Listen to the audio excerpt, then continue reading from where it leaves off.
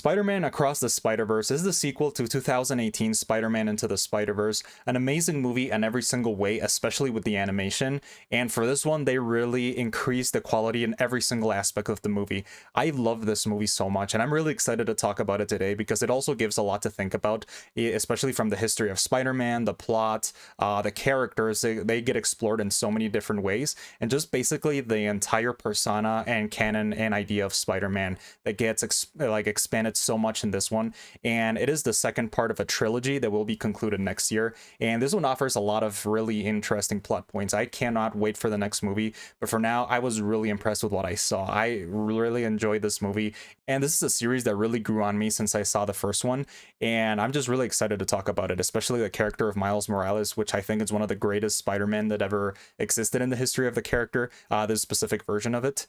And yeah, so without further ado, let's go into the review because I'm just really excited to talk about it. So the movie takes place roughly a year after the first one, and in this one we see a more experienced and mature Miles Morales who has already been Spider-Man for a while, and he tries to balance his life as Spider-Man with his family, with his parents, his relationship with his parents, with his friends, and basically just in going across the complexities of high school while becoming Spider-Man. And that leads to some really interesting plot points in the beginning, especially with the relationship with his parents. I feel like family is one of the biggest themes of the movie, and it has a lot of really emotional moments and relatable ones with his mother, with his father, the way they try to understand his son. And that is something that doesn't really get shown as much in the first one, is like his parents are actual really interesting characters in themselves, especially Captain Morales, Miles's father, who tries to connect with his son, and then he becomes a really important plot point later on in the movie. So really this movie can be divided in several different parts. The first one with the family themes, and then the second one just becomes completely wild with all the Spider-Man, which we'll get across in in a minute.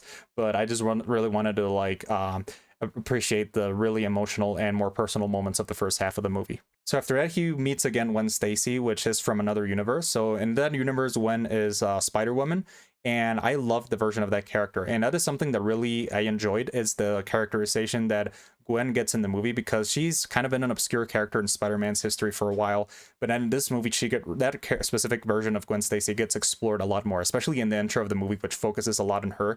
And over the course of the movie, her character gets really well developed, so both Gwen and Miles get really fleshed out in the movie. And that is something that I enjoyed, is the length of the movie. It's like a little over 2 hours, but it gives it enough time to do so many things at once, and it really excels on every single one. So I think in the writing department, it's really good, with a certain plot holes that I'll explain later.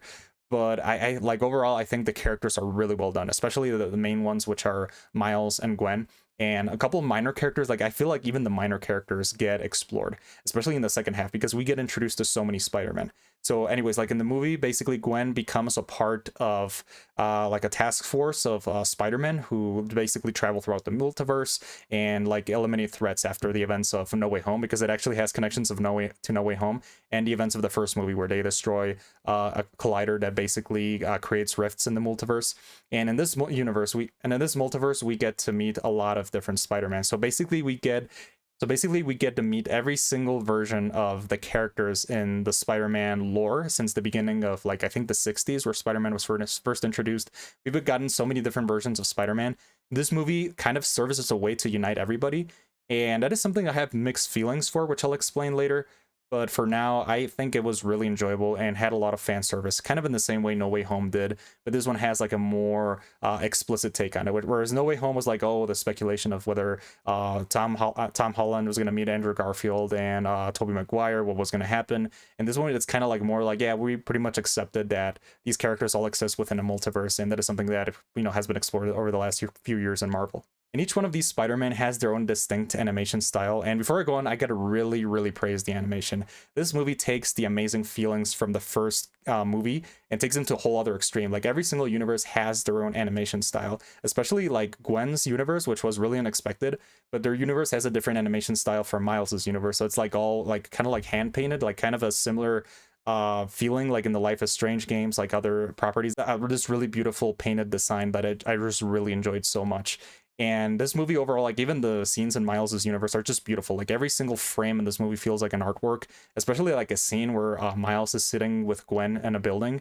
It just like shows everything. It's just a really amazing feast. Like like watching this movie felt like eating a bowl of candy a lot of times. I couldn't take my eyes off the screen, and the 2 hours just went by like this, like super quick. And that is something that I really enjoyed. Like every single, like watching this movie just felt like a visual spectacle from beginning to end.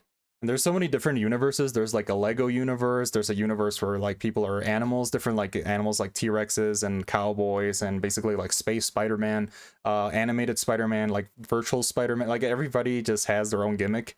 And it's just really funny at times. Like a lot of them get presented as jokes or Easter eggs. For example, we get like some of the old animated Spider-Man, and it's unclear how they ended up there, but I just really enjoyed it.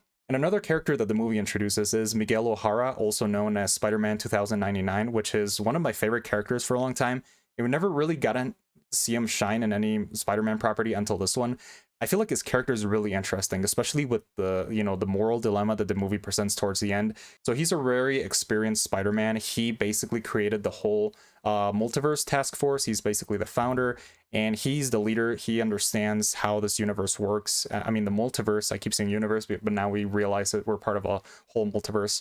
And basically, I love the way his character basically teaches the other Spider-Man. He's like very stoic, very determined. Like basically, he's very different from the other Spider-Man, but he's also a very interesting character because he's not really bad. He's not really good. He's kind of like this morally gray character who's determined to do everything it takes to basically save everybody.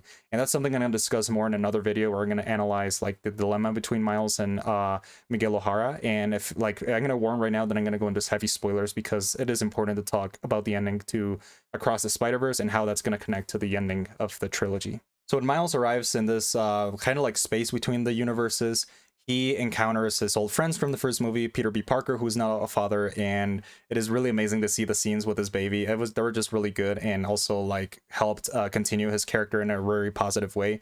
And he basically discovers that every single Spider-Man from the beginning of the, you know, Spider-Man's creation in the 60s has had like a special like canon events, which they call.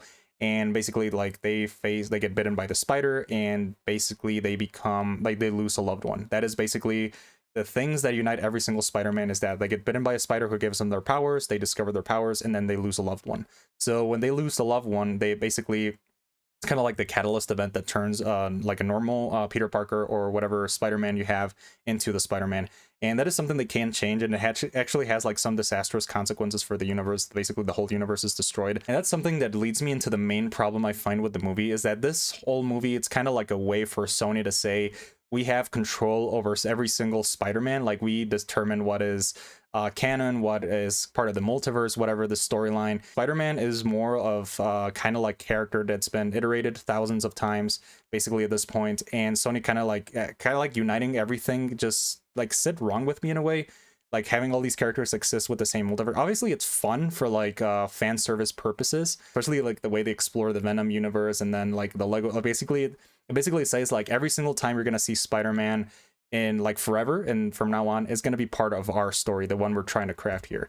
And obviously, like I said before, it's fun from a fan service standpoint, but it kind of like sits with me wrong, like from a corporate you know, basically money-making perspective that Sony is trying to make, basically trying to control this character and saying like, yeah, we own Spider-Man, we determine what Spider-Man is, and we determine what Spider-Man is going to be from now on in the future, being part of this universe. And as a huge fan of Spider-Man, I like to explain more why in the future, because it's just kind of like weird to me. It's not like bad necessarily, but it's just weird. But anyways, I felt like I needed to talk about that because it's important as a Spider-Man fan. And basically, that is kind of like the main conflict of the movie, is that like Miles discovers that in order for him to become Spider-Man and continue the canon of his story, his father has to die. And that's something that is inevitable, that it is fate. And that is an interesting plot point, because then he basically tries to save his father, and that's where the movie ends up in a cliffhanger. I feel like the plot and the way Miles's character is crafted is really well done, like from a story building perspective and a world building perspective, because this is basically every single Spider-Man iteration we've talked about. So yeah, that's something that I really found a couple problems with, but it's not a big deal like in the context of the movie. So yeah, and that's how the movie ends. He basically ends up in another universe, and also it has a very interesting new villain called a Spot, who is kind of like a joke character at first, even the movie says so. And basically he starts becoming like a really big threat by the end of the movie, and he basically becomes this like nemesis character to this version of Spider-Man, which I thought was fun at first, and then it become like a serious threat. So it's kind of like a really mixed character, but I'm excited to see where the story goes from here. And honestly, I want to see how the movie ends. And overall, I think it's just a really good movie. I think like as a visual spectacle and from a writing perspective, within the movie, it's really good. But from like the world building perspective, give me a lot of things to think about. Maybe in the future it'll become clearer. Well, with the final movie, we'll see if it connects somehow to the like PlayStation 5 Spider-Man 2, because he appears in this movie, and so obviously there's a connection. And that's kind of like the problem I have, is like the way they're connecting all these characters basically to like give fan service and give Sony control over the character has a lot of like plot holes that I just can't like wrap my head around. But we'll see how it happens. But overall, I feel like the movie's fantastic. It's just a really great movie from beginning to end. It's really enjoyable, really rewatchable. As a Spider-Man fan, I really enjoyed it. I think it has a lot of mixed moments with what I mentioned before, but I think it's really great for fan service. I think what Sony's trying to do is, mixed, but it still feels good from like as a fan watching the movie. But anyways, those are pretty much all my thoughts. I'm gonna give Spider-Man Across the Spider-Verse a 95 out of 100.